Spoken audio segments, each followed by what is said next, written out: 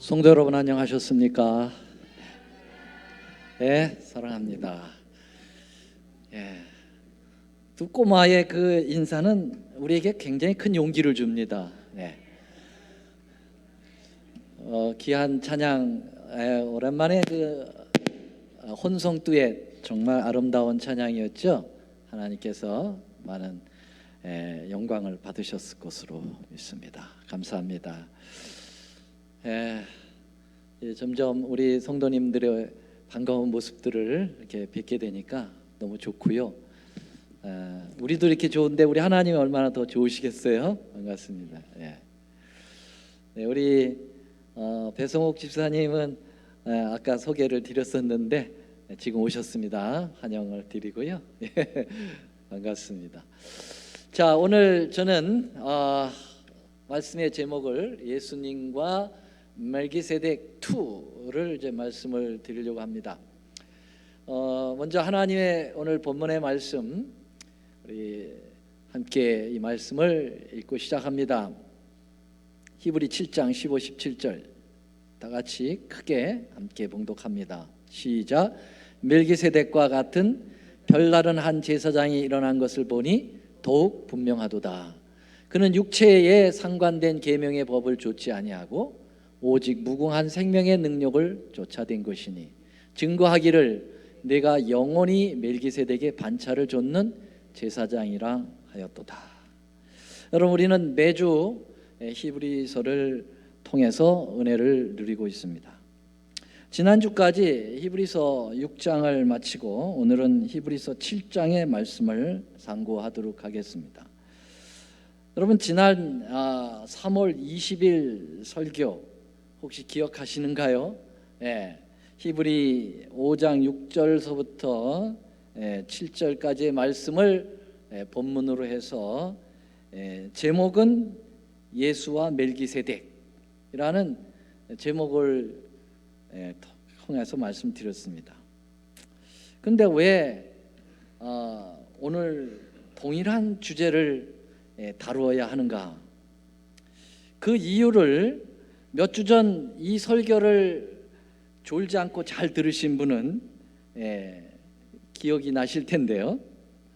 멜기세덱의 반차가 얼마나 중요했던지 바울은 히브리서에서 특별히 5장에서 3번이나 그리고 6장에서 1번 그리고 오늘 공부할 7장에서 자그마치 6번 그리고 7장에서 그래서 도합 10번의 멜기세덱의 이름이 언급되어 있습니다.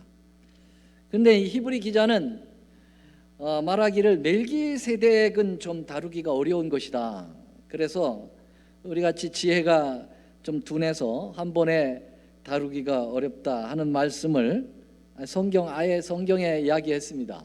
히브리 5장 11절에 보면 멜기세덱에 관하여는 우리가 할 말이 많으나 너희 듣는 것이 둔함으로 해석하기가 어렵다, 그렇게 얘기했어요. 그래서 제가 지난번에 설교할 때 말씀을 드렸죠.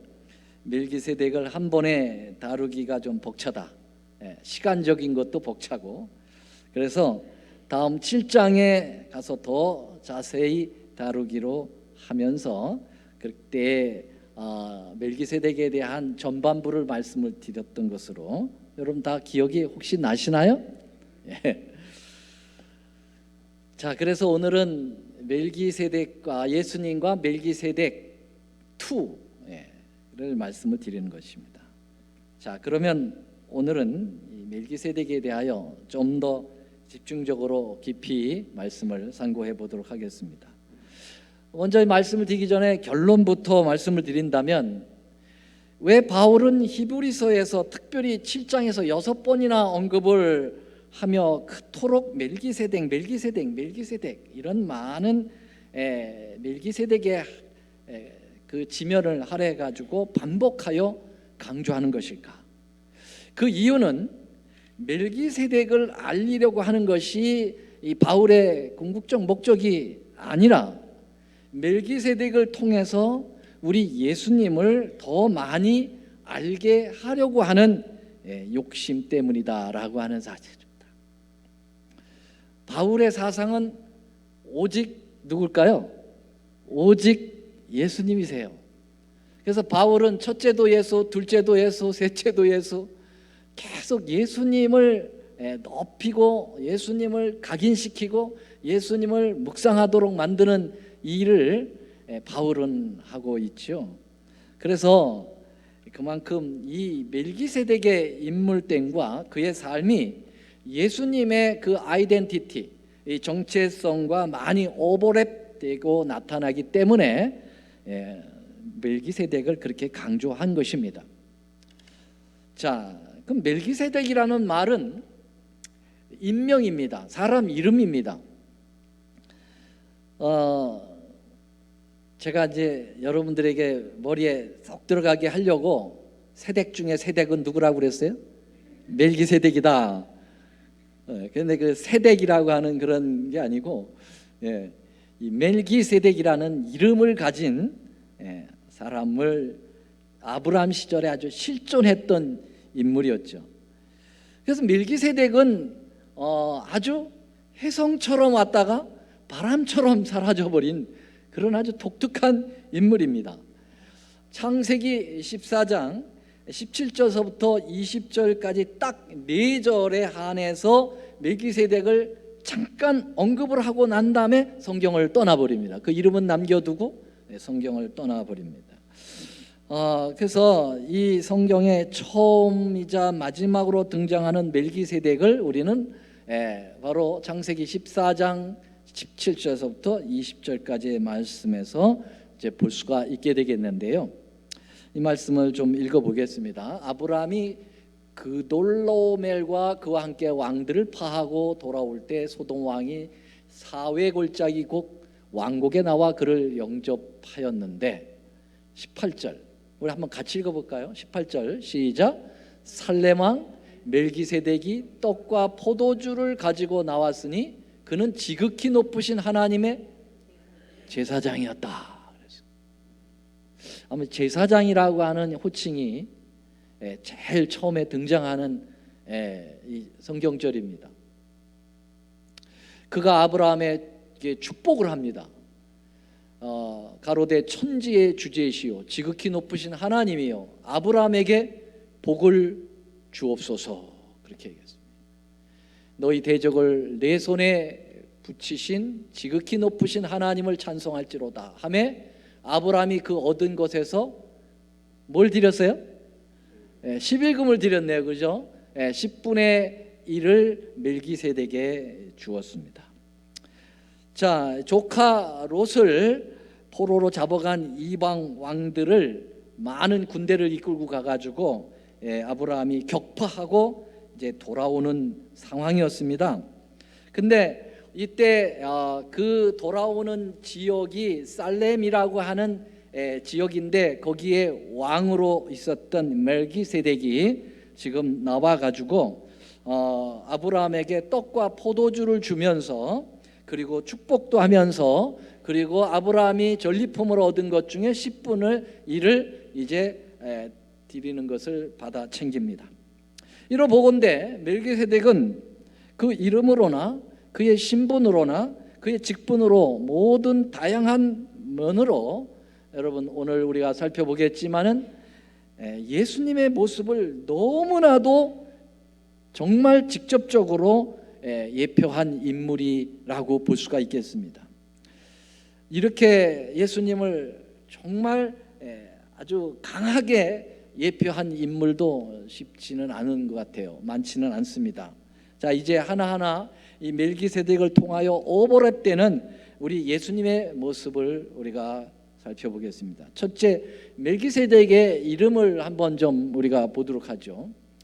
자, 멜기세덱이라는 이름은 두 단어가 합성어가 됩니다. 이 멜렉이라고 하는 이 히브리어로 왕이라는 뜻입니다. king. 그리고 셰데카라고 하는 의, righteousness, 옳을 의자, 그렇죠? 그래서 더하면 뭐가 됩니까? 왕은 왕인데 무슨 왕이죠? 의의 왕이 되는 것입니다. 멜렉 셰데카. 그게 이제 우리 음역으로 멜기세덱 이렇게 되는 것이죠. 자, 그러니까는 이 살렘 왕은 그냥 보통 왕이 아니라 의의 왕이라는 거예요. King of Righteousness. 여러분, 의라고 하는 말은 우리가 많이 소개를 드렸습니다만은 이것은 법적 용어라고 그랬죠. 법관이 사실 심리를 다 해보고 따져보니까 이 피고로 온 사람이 죄가 없어요. Not guilty. 그래서 이 사람은 의롭다라고 판정을 내릴 때 사용하는 단어가 righteousness인데, 여러분 그렇다고 하면은 이 멜기세덱이라고 하는 사람은 정말 죄의 문제를 해결해주고 의롭게 만들어주는 그런 왕이라는 거죠. 보통 왕이 아니죠. 정말 예수님을 나타낼 만한 그런 존재라고 볼 수가 있겠습니다. 그래서 오늘 우리가 다룰 7장 히브리 7장 1절 2절에도 이 멜기세덱에 대하여 2절에 보니까 아브라함이 일체 10분의 1을 그에게 주니라. 그 이름을 번역한 즉 첫째 무슨 왕이요? 의의 왕이라고 다시 한번 히브리 기자인 바울은 여기서 컨펌하고 있는 것입니다. 자, 참으로 의로운 임금 그리고 유일한 의의 왕은 누구실까요? 사실은 예수 그리스도이십니다. 우리 예수님이 의의 왕 맞습니까? 그분은 의의 왕이십니다. 그분이야말로 모든 인류의 죄를 다 해결하셔서 이 사람들 내 십자가의 공로에 의해서 not guilty, 사단에게 선언하고 의롭다, 그러니 건들지 마라, 내가 구원한다 라고 하는 그러한 보장을 해주는 권세 있는 왕, 바로 예수님을 나타낸다고 볼 수 있겠습니다. 여러분, 에레미야서에 보면은 그 예수님을 예언하면서 이렇게 이야기합니다. 23장 5절 6절에 보면 나 여호와가 말하노라 보라 때가 이르르니 내가, 다 같이요, 시작, 다윗에게 한 의로운 가지를 일으킬 것이라. 그가 뭐가 된다고요? 왕이 될 것이다 그랬어요. 여러분, 다윗의 후손을 통해서 왕으로 오시는 분이 있는데 그분이 바로 누구십니까? 예수님이세요. 마태복음 2장 2절에 보면은 먼 동방에서 온 박사들이 예루살렘에 도착해 가지고 벼를 따라와서 하는 얘기가 유대의 왕으로 나시니가 어디 있느냐 그렇게 물어봤습니다. 근데 그 왕이 어떤 왕이냐, 여기 23장 6절에 이렇게 부연 설명하고 있습니다. 그의 날에 유다는 구원을 얻겠고, 이 왕이 보통 왕이 아니에요. 구원을 주는 왕이에요. 이스라엘은 평안히 거할 것이며 그의 이름은 여호와 우리의 의라 일컬음을 받으리라. 23장 5절과 6절을 더하면은 예수님은 무슨 왕이라는 거예요? 의의 왕이다 라고 말씀하고 있는 것입니다. 자, 그래서 멜기세덱이라고 하는 인물이 바로 예수님을 의의 왕으로 표현된 그러한 인물임에 틀림이 없습니다. 둘째로 이 멜기세덱은 의의 왕이면서 무슨 왕이라고 그랬어요? 또 살렘 왕이라고 그랬어요. 살렘 왕. 여러분, 살렘이라는 말 뜻이 뭐죠? 샬롬. 샬롬. 샬롬이 뭐예요? 평강. 평강이 있으시기를 바랍니다. 그래서 유대 나라 가면은요, 샬롬, 샬롬 그렇게 얘기해요. 아침 인사 샬롬. 그 샬롬이라는 인사는 매우 좋은 인사예요. 평강이 있기를 바랍니다. 주님께서 여러분에게 평강을 주시길 바랍니다. 우리 한번 옆에 있는 분 쳐다보면서 샬롬 해보세요. 샬롬. 발음 잘하셔야 돼. 샬롬.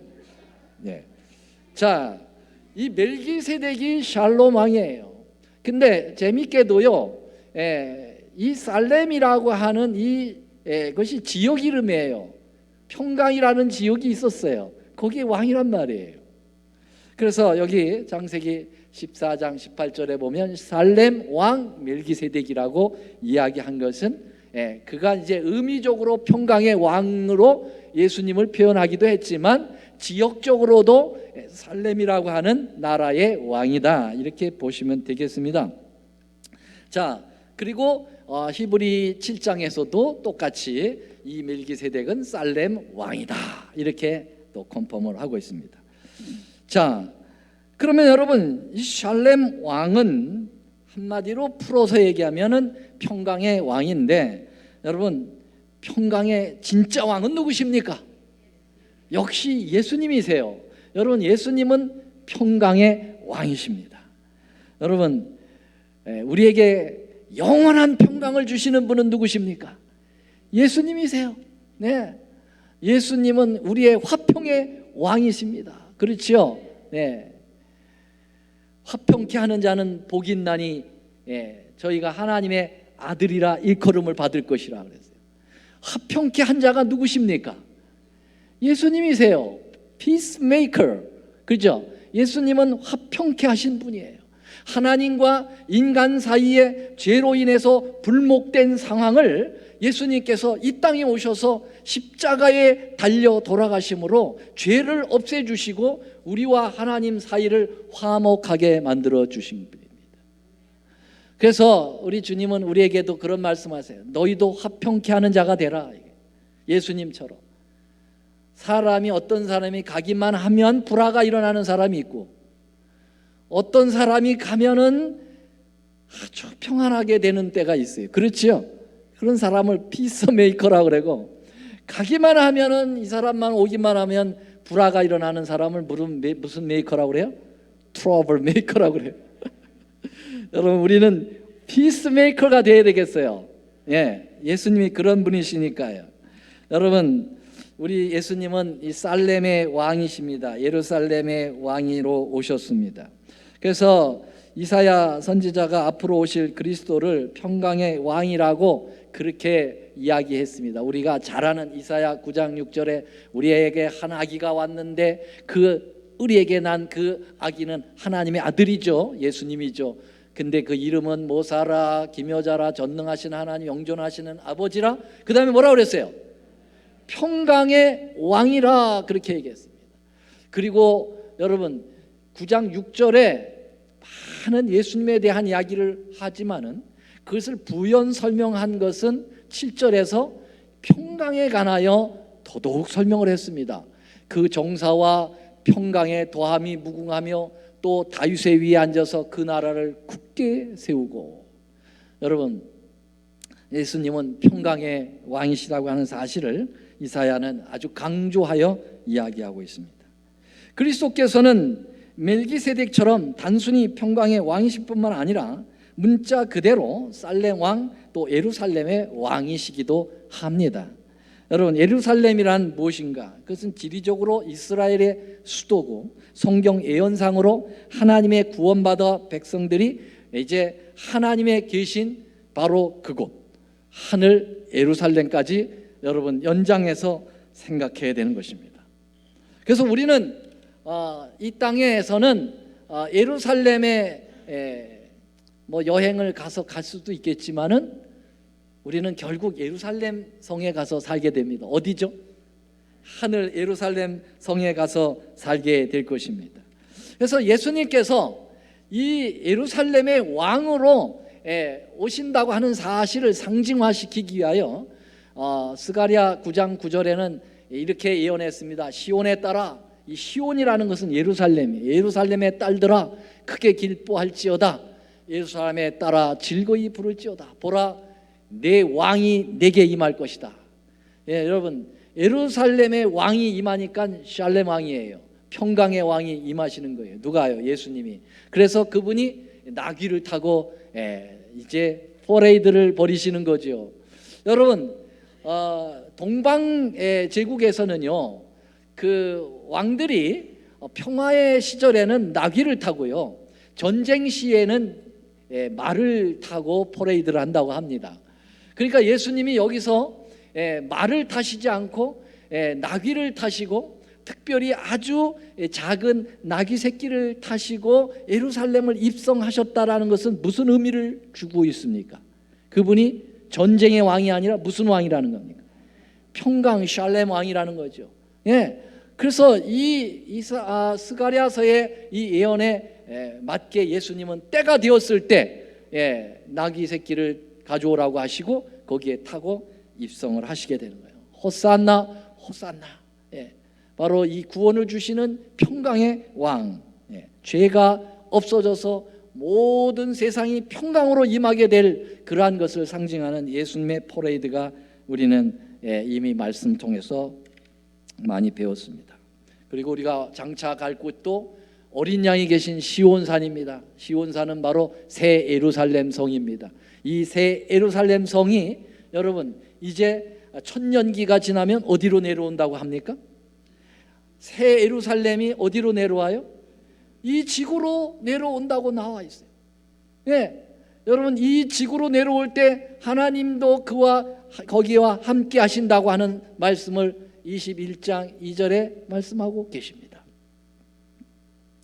자, 이제 예수님의 첫 번째는 의의 왕이요, 두 번째는 살렘 왕이요, 세 번째로는 그분은 직분적으로 제사장이다, 그렇게 말씀하셨습니다. 여러분 창세기 14장 18절, 그는 지극히 높으신 하나님의 뭐였다고 했습니까? 제사장이었다고 말씀하고 있습니다. 여러분 멜기세덱은 왕이었을 뿐만 아니라 매우 존귀한 직분의 하나님의 제사장 직분을 동시에 한 몸에 지닌 존재가 멜기세덱이었어요. 그래서 이 창세기 14장 18절에는 제사장의 모습을 띠는데 뭐와 뭐를 가지고 왔어요? 아브라함에게 나올 때 뭐와 뭐를 가지고 왔어요? 떡과 포도주를 가져왔죠. 여러분 떡과 포도주는 어디서 많이 같이 붙어 다니는 거예요 봤는데, 어디서 많이 붙어 다녀요? 떡과 포도주가 성만찬 예식 때 떡과 포도주가 붙어 다녀요. 그렇죠? 여러분 포도주는 예수님의 뭘 상징해요? 피를 상징해요. 여러분 떡은 뭘 상징합니까? 예수님의 찢긴 살을 의미합니다. 그러면 여러분 피를 흘리고 몸이 찢겨서 이렇게 제사를 드리는 것을 우리는 뭐라고 그래요? 그게 번제 또 화제 여러 제물의 이름이 아닙니까? 그건 누가 그 일을 주관합니까? 제사장이 주관합니다. 그렇지요? 그래서 떡과 포도주를 가져왔다는 것은 이 살렘 왕 멜기세덱이 제사장이라고 하는 사실을 입증을 해주고 있는 것이고요. 이미 이 제사장은 모든 일이 다 예수님에게 초점이 맞춰져 있어요. 예수님께서 흘리신 피와 살, 그분의 그러한 사역에 대하여 이 제사장들이 다 그것을 의미해 가지고 이 구약 시대에도 제사를 드리게 되는 거거든요.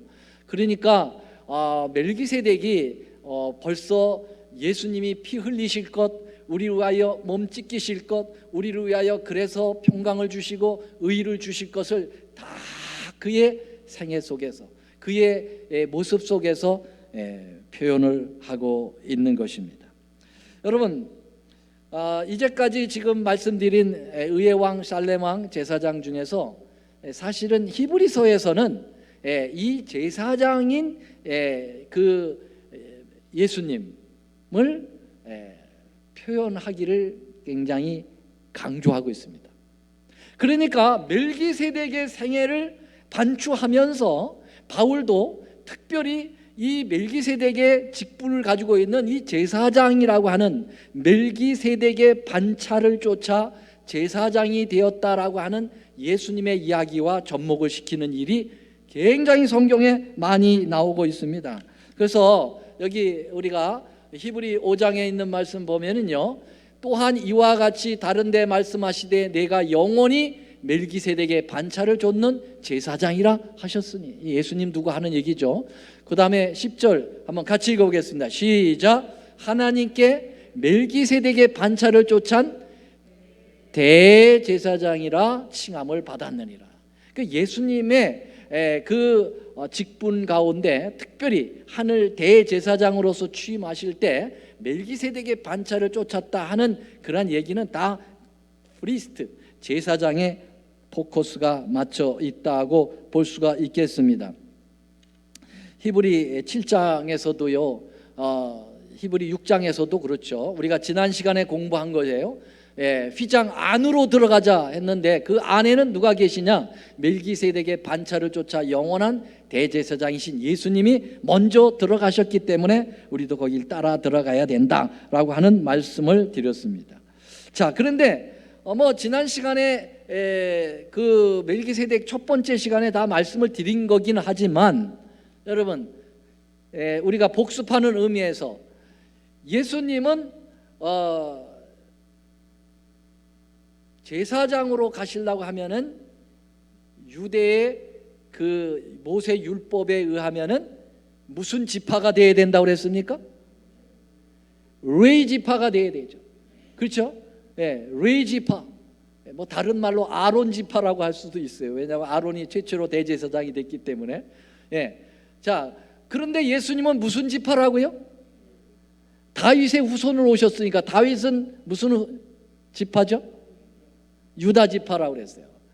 그래서 다윗은 유다 지파고 제사장 지파는 레위 지파니까 예수님은 제사장이 될 수 없는 그러한 지파의 몸으로 오셨어요. 그래서 특별 반차를 필요로 했다라고 하는 사실을 말씀드렸는데 오늘 히브리서 7장에 그 장면을 정확하게 얘기하고 있어요.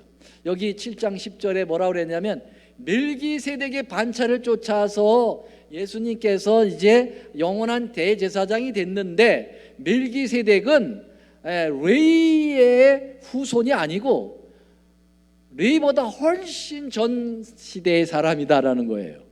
그래서 여기 표현이 재미있어요. 레위는 아직 자기 조상의 허리에 있었다 그랬어요. 허리에 있었다라는 것은 한참 후에 나타날 존재라는 거죠. 그러니까 멜기세덱은 이미 그 유대의 전통적 지파와는 상관없는 특별한 지파를 사실 형성하고 있었다고 하는 사실이죠. 그 장면을 여기 아주 잘 표현하고 있습니다. 여기 보세요.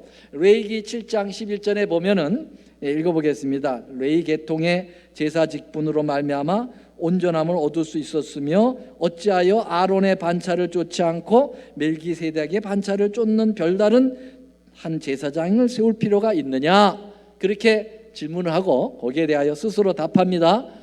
우리 주께서 유다로 쫓아나신 것이 분명하다. 유다라는 말은 유다 지파로 이 지파에는 모세가 제사장들을 가나 말한 것이 하나도 없고 15절 멜기세덱과 같은 별다른 한 제사장이 일어난 것을 보니 더욱 분명하도다. 그래서 이렇게 돼가지고 저렇게 돼서 이렇게 돼가지고 이렇게 됐다 이 얘기예요. 아주 자세하게 설명하고 있습니다. 그래서 예수님은 이러한 특별한 반차를 쫓아 제사장이 되실 수밖에 없으셨다라고 하는 거 우리가 말씀을 보게 되죠. 이것을 여러분 시편 110편에 다윗이 영감을 받아서 다시 한번 확인한다고 말씀드렸죠. 시편 110편 1절 다 같이 한번 읽어보겠습니다. 시작. 여호와께서 내 주에게 말씀하시기를 여기 주가 둘이에요. 여호와 주님과 그 다음에 또 한 주님이 계셔요. 그러면 여호와는 누구라고 그랬죠? 아버지 하나님. 내 주는 누구래요? 예수님에게 말씀하시기를 뭐라고 말씀하셨어요? 4절에 당신은 멜기세덱의 반차를 쫓아 영원한 제사장이 되실 겁니다. 그것을 예언했어요. 그랬더니 정말 예수님께서 그 반차를 쫓아서 대제사장으로 취임을 하게 되는 것입니다. 자, 여러분 이제까지 살펴본 바대로 예수님은 왕이시면서 제사장이셨습니다. 맞습니까? 저는 여기서 세상 법정과 한번 비교를 해보려고 그래요. 세상의 법정에 재판장이 있고 변호사가 있습니다. 그렇죠? 피고가 있고 검사가 있어요. 그렇죠? 자, 그러면은 지금 여기 멜기세덱의 신분과 직분을 예수님으로 표현했을 때 대답해 보세요. 멜기세덱이 가지고 있는, 예수님이 가지고 있는 왕이라고 하는 것은 세상 법정에 어떤 직분과 비슷합니까? 1번 왕, 1번 재판장, 2번 검사, 3번 변호사. 이 큰일 났네. 이 두 파가 나타났네. 이거. 여러분, 왕은 재판장과 가까워요? 아니면 변호사와 가까워요? 재판장이죠, 여러분. 왕들이, 옛날 왕은 재판까지 했습니다. 그렇죠? 솔로몬 재판한 거 아시죠? 그 여자가 아기 깔려서 죽었을 때 데려와라 하는 그 재판은 누가 했어요? 솔로몬이 했어요. 왜냐하면 왕이 재판권이 있어요. 자, 그러면 제사장은 법정에 재판장이 가까워요? 변호사에 가까워요? 변호사에 가깝습니다. 그렇죠? 제사장은 백성들을 중보해가지고 왕 앞에 서서 중간 역할을 하는 겁니다. 변호인이에요. 맞습니까? 우리가 스스로 나갈 수가 없어요. 하나님 앞에 중간 그 매체가 필요합니다. 중보적 존재가 필요합니다. 여러분도 법정에 한번 가보세요. 법정에 갈 때 변호사 안 데려가면 쳐주지도 않아요. 피고가 그냥 혼자 갈 수도 있습니다. 그런데 피고가 얘기하려고 그러면은 법정 대리인 데려왔습니까? 그래요. 그러면 그러면 얘기하지 마세요. 딱 그래요. 얘기할 자격 없다는 거예요. 당신 법에 대해서 뭘 알아? 그 말이죠. 그래서 법정 대리인을 꼭 데려가야 돼요. 그래서 변호사들이 돈 버는 거예요. 아주 별것도 아닌 건도 변호사를 데려가야 돼. 그래야 대화가 되는 겁니다. 자, 그러면은 여러분, 이 멜기세덱이나 예수님은 왕이면서도 제사장이었다. 그 말은 무슨 의미냐면은 저는 여기서 조사 심판을 생각해 보려고 하는 것입니다. 여러분, 우리가 미래에 하늘 지성소에서 이루어지는 1844년서부터 이미 이루어지고 있지만은 그 조사 심판에 그 법정에 여러분 피고로 우리가 올라갑니다. 그렇죠? 그리고 십계명을 통해서 검사가 돼서 우리의 죄를 살피게 되고, 그리고 아주 고소자가 있어요. 고소자가 누굽니까? 마귀라는 놈이 고소를 합니다. 그렇죠? 그런데 여기에 심판장이 하나님 아버지가 앉아 계시고, 그리고 변호사로 누가 계시죠? 예수님이 특별 변호사로 와 계십니다. 특별 변호사. 돈 받아 안 받아? 예수님 돈 안 받는 변호사예요. 그냥 무료 변호사예요. 그 국선 변호사라고 있죠? 국선 변호사. 그런 변호사예요. 돈도 한 푼도 안 받지만은 아주 굉장히 좋으신 변호사를 우리가 변호사를 고용을 하게 되는 거죠. 자, 그런데 이 재판장으로 계신 하나님 아버지께서 자기의 재판권을 누구에게 양도하는 겁니까? 피고의 변호사인 예수님에게 양도를 하는 거예요. 그게 어디 법정에 나오는 거냐면 조사심판에 나오는 겁니다. 여러분, 여기 보시기 바랍니다. 성경적으로 증명을 해드리죠.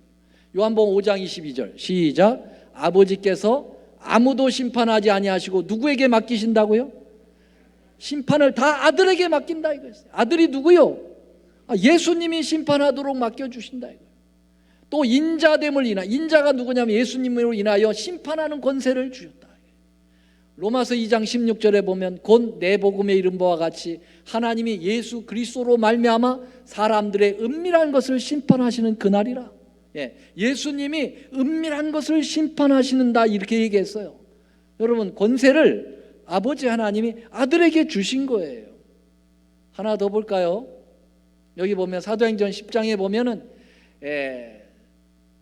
이 고넬료 앞에서 베드로가 예수님 막 소개하고 있어요. 그 예수님을 소개하면서 이렇게 얘기합니다. 산자와 죽은 자의 재판장으로 정하신 자, 심판장이죠. 곧 이 사람인 것을 증거하게 하시고, 이 사람이 누구냐면 예수님으로, 인간으로 오신 예수님이에요. 왜냐하면 그 틀림없는 게 저에 대하여 모든 선지자도 증거하되, 다 예수님에 대하여 선지자들이 증거했습니다. 저를 믿는 사람들이 다 그 이름을 힘입어 뭘 받는다고 그랬어요? 제사함을 받으니까 이거 틀림없이 누구 얘기입니까? 예수님 얘기해요. 예수님이 산자와 죽은 자의 뭐가 됐다고 그랬어요? 재판장으로 적합하다고 그랬습니다. 아멘. 아멘. 이거 굉장히 여러분 아멘을 세게 해야 돼요. 왜냐하면 이 심판의 국면에서 이 예수님이 변호사인데 우리 피고인 우리를 위하여 변호사로 여러분 선정이 됐는데 그분이 재판장까지 하라고 그러면 누구에게 유리하겠어요? 피고에게 유리하겠어요? 검사에게 유리하겠어요?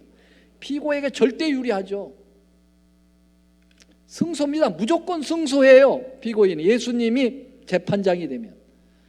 자, 여기 예언의 신에 있는 말씀도 하나 보겠습니다. 원고 39 1898년 인간으로서 고난당한 사람들 중에 왕이 온 세상에 재판장이 되어야 한다는 것이 하나님의 구상이다 그랬어요. 와, 여러분 하나님 아버지의 구상이 있어요. 그 구상이 뭐냐면 인간으로서 고난당하신 분 누굽니까? 여러분 하나님 중에 인간이 되어 오신 분은 누구밖에 없어요?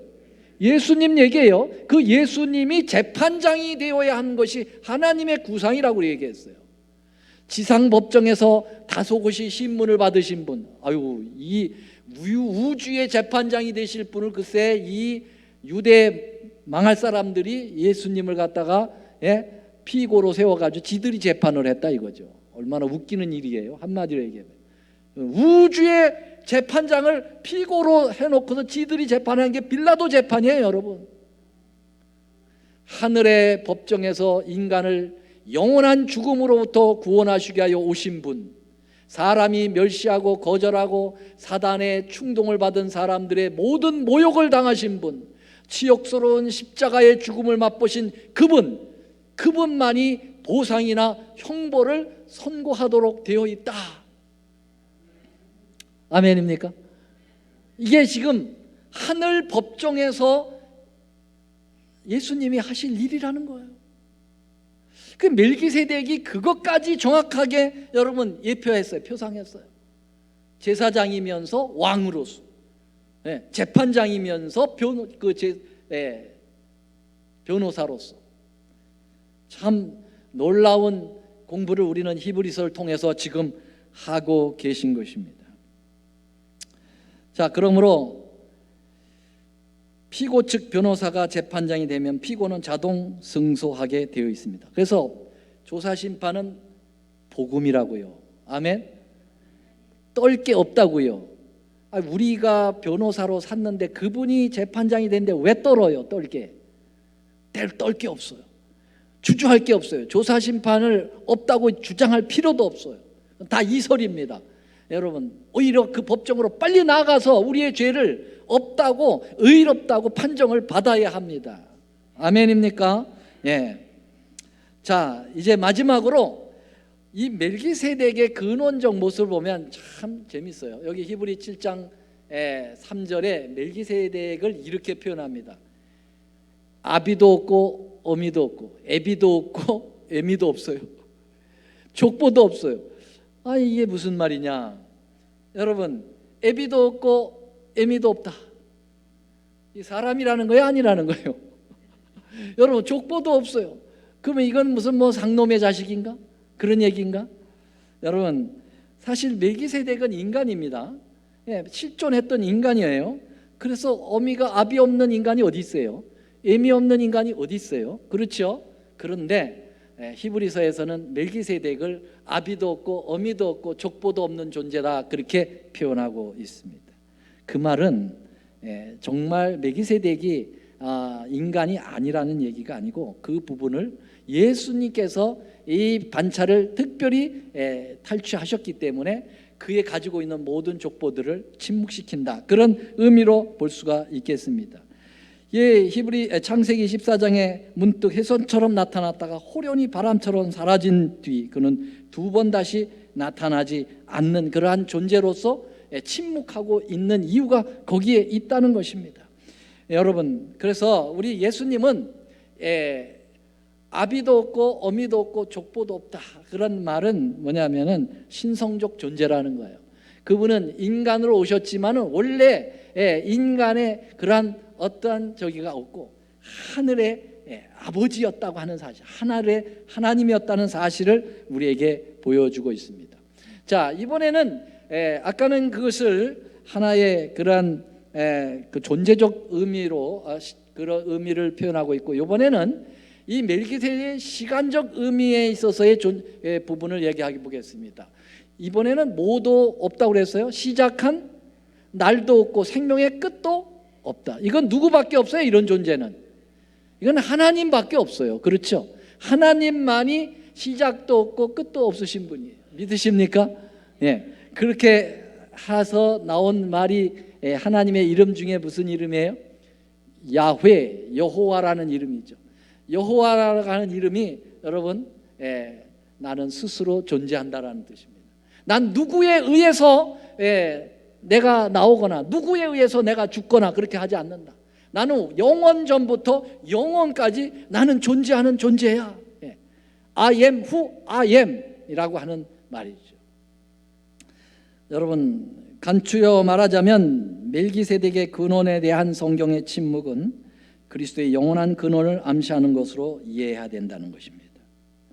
이 멜기세덱이 마지막으로는 그 아브라함과의 관계가 있는데요.